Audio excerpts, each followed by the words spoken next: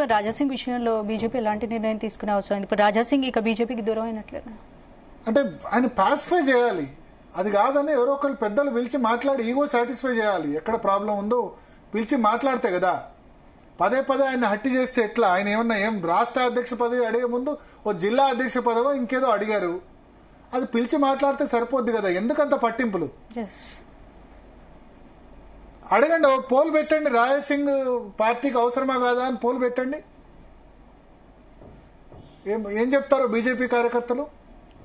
మీకు ఇతర పార్టీల నుంచి వస్తున్న నేతలు ఎంత ఇంపార్టెంటో హిందుత్వ ఐడియాలజీతో ఉన్న నేతలు కూడా అంత ఇంపార్టెంట్ కదా.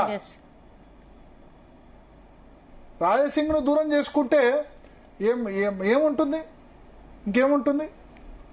మీరు ఈటల రాజేందర్కు అధ్యక్ష పదవి అడిగితే లెఫ్ట్ నుంచి వచ్చాడని చెప్తారు, లెఫ్ట్ బ్యాక్గ్రౌండ్ ఉన్నవాళ్ళు అని అంటారు.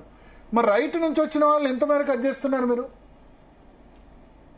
రైట్ వింగ్ ఉన్న వాళ్ళకి, హిందుత్వ ఐడియాలజీ అవుట్ రైట్గా ఉన్న వాళ్ళకి మీరు ఏం ఇంపార్టెన్స్ ఇస్తున్నారు? ప్రతిసారి అలుగుతున్నాడు లేకపోతే అడ్జేస్తున్నాడు అంటే 3 సంవత్సరాలు పార్టీ నుంచి బహిష్కరించిన ఆయన ఏం వ్యతిరేకంగా మాట్లాడలేదు కదా. అదే వీడలేదు ఆయన, పార్టీ వీడలేదు, పార్టీ లైన్. మీ భారతీయ జనతా పార్టీలో ఉన్నా లేకున్నా ఆయన హిందుత్వనే మాట్లాడతాడు, హిందుత్వ గురించే ఫైట్ చేస్తాడు. పోయి రాజాబాయిని పోయి మహారాష్ట్రలో ప్రచారం చేయమన్నా, కర్ణాటకలో పోయినా, ఎక్కడ పోయినా ఆయనకు ఫాలోవర్స్ ఉన్నారు. ఎక్కడ పోయినా వేల మంది వస్తారు ఆయనకు. అటువంటి వ్యక్తిని దూరం చేసుకుంటే, తెలంగాణ లీడర్స్ కారణంగా గనక దూరం చేసుకుంటే అది ఆ భారతీయ జనతా పార్టీ కర్మ, పార్టీకి ఎఫెక్ట్ పడుతుంది, డెఫినెట్ గా పడుతుంది. అదైతే ఖచ్చితంగా చెప్పగలం. రాజాసింగ్ ను హ్యాండిల్ చేస్తున్న పద్ధతి అయితే కరెక్ట్ కాదు. ఎందుకంటే ఇప్పుడు భారతీయ జనతా పార్టీ గనక రాజాసింగ్ ను అప్పుడు మతపరమైన కామెంట్ చేసినందుకు సస్పెండ్ చేసింది, పార్టీ నుంచి బహిష్కరించింది. ఇన్ఫాక్ట్ కరెక్ట్ గా ఎన్నికల ముందు ఎత్తేసింది. రాజాసింగ్ ఇన్ఫ్లుయెన్స్ ఏదో గోషామాల్ ఇక్కడ వరకు కాదు, మహారాష్ట్రలో మిగతా నార్త్ ఇండియన్ స్టేట్స్ లో కూడా రాజాసింగ్ ఇన్ఫ్లుయెన్స్ ఉంది. దేశవ్యాప్తంగా నష్టం చేస్తుంది రాజాసింగ్ ను గనక సరిగ్గా డీల్ చేయలేకపోతే. రాజాసింగ్ సరిగ్గా ఇంపార్టెన్స్ ఉండట్లేదు బీజేపీ. అదే, రాజాసింగ్ ను సరిగ్గా డీల్ చేయకపోతే ఈ నష్టం ఒక్క మన రాష్ట్రంలో కాదు, దేశవ్యాప్తంగా ఉంటుంది. ఆయనకు మహారాష్ట్రలో ఫ్యాన్స్ ఉన్నారు, బీహార్ లో ఉన్నారు, ఉత్తరప్రదేశ్ లో ఫ్యాన్స్ ఉన్నారు. హిందుత్వ ఓటు బ్యాంకు భారతీయ జనతా పార్టీకి 20% ఉంటుంది. డెవలప్మెంట్ ఓటు బ్యాంక్ ఎంతనో హిందుత్వ ఓటు బ్యాంక్ కూడా ముఖ్యం. నరేంద్ర మోడీ ఫస్ట్ హిందుత్వ ఫేస్, ఆ తర్వాత డెవలప్మెంట్ ఫేస్ అయ్యారు. ఇప్పుడు నెక్స్ట్ యోగి ప్రధానమంత్రిని ఎందుకు అంటున్నారు? వేరే వాళ్ళని కాకుండా రాజ్నాథ్ సింగ్ నో, నితిన్ గడ్కరీ నో ఎందుకు అనట్లేదు? బేసిక్ ఫండమెంటల్ ఐడియాలజీ హిందుత్వ కదా. మీరు హిందుత్వ ఐడియాలజీతో ఉన్న రాజాసింగ్ ను నెగ్లెక్ట్ చేయడం కరెక్ట్ కాదు. ఆయన పరిధిలో ఉన్న గోషామాల్ పరిధిలో ఉన్న అధ్యక్ష సంబంధించి ఆయన కన్సల్ట్ చేయాలి కదా. కోర్ ఐడియాలజీ ఉన్న వ్యక్తిని రాజాసింగ్ ను దూరం చేసుకుంటే ఇంకా భారతీయ జనతా పార్టీ ఏముంటుంది? ఇవాళ ప్రెస్ మీట్ పెట్టి భారతీయ జనతా రాజాసింగ్ దాన్ని మేము జాతీయ నాయకత్వానికి పంపించామంటే చాలా మంది ఇండిసిప్లిన్ గా మాట్లాడారు. మీరు ఒక్క రాజాసింగ్ మీద చర్య తీసుకుంటే, బట్ రాజాసింగ్ కూడా అట్లా మాట్లాడి ఉండాల్సింది కాదు. బహిరంగంగా ఆయన లెటర్ బహిరంగంగా నేను రాజీనామా చేస్తున్నా అని చెప్పి అట్లా చెప్పు ఉండాల్సింది కాదు. ఆయన కూడా క్రమశిక్షణ పరిధి దాటుతున్నారు. ఇప్పుడు ఆయన హిందుత్వం, దేశము, ధర్మం ముఖ్యం అనుకుంటే ఆయన ఆ విధంగా మాట్లాడకూడదు. At the same time party deal చేసిన విధానం కూడా కరెక్ట్ కాదు. ఇవాళ స్పోక్స్ పర్సన్ తో ప్రెస్ మీట్ పెట్టించి రాజాసింగ్ మేము జాతీయ నాయకత్వానికి ఫార్వర్డ్ చేశామంటే సెంటిమెంట్లు దెబ్బతింటాయి కార్యకర్త. మీరు ఆల్రెడీ 3-4 సంవత్సరాలు ఆయన బహిష్కరించారు పార్టీ నుంచి. ఆయనతో పిలిచి మాట్లాడాలి కదా.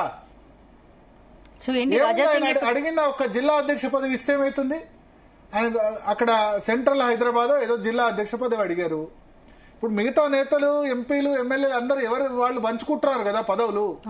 రాజాసింగ్ అడిగింది అదేదో జిల్లా అధ్యక్ష పదవి, సెంట్రల్ అధ్యక్ష పదవి, అది ఇస్తే ఏంది? లేదా అపాయింట్ చేసే వాళ్ళకి చెప్తే ఏమైతుంది?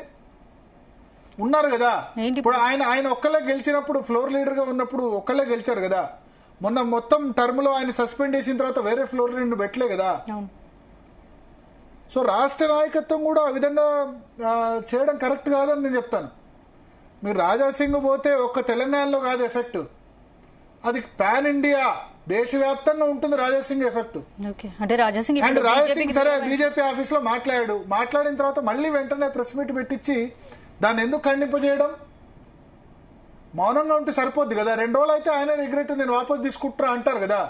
మళ్ళీ ప్రెస్ మీట్ పెట్టి మీరు జాతీయ నాయకత్వం చేశారు, ఓకే మీరు జాతీయ నాయకత్వం ఇచ్చి రాజసింగ్ను రేపు సస్పెండ్ చేస్తారు.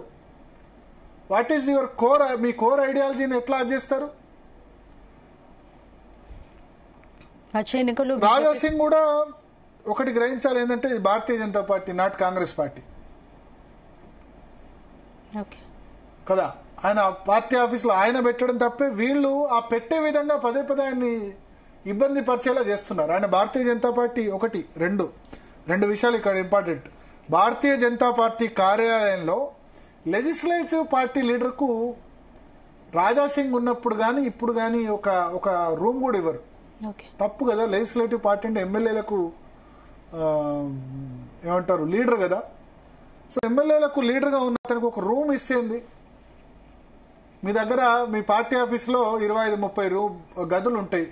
ఎవరు బీజేపీ లీడర్గా ఉన్నా అతనికి ఒక గది కేటాయిస్తే తప్పేంది? జనరల్ సెక్రటరీలకు వాళ్ళకు కూడా ఉంటాయి, కానీ బీజేపీని మీరు కన్సిడర్ చేయరా?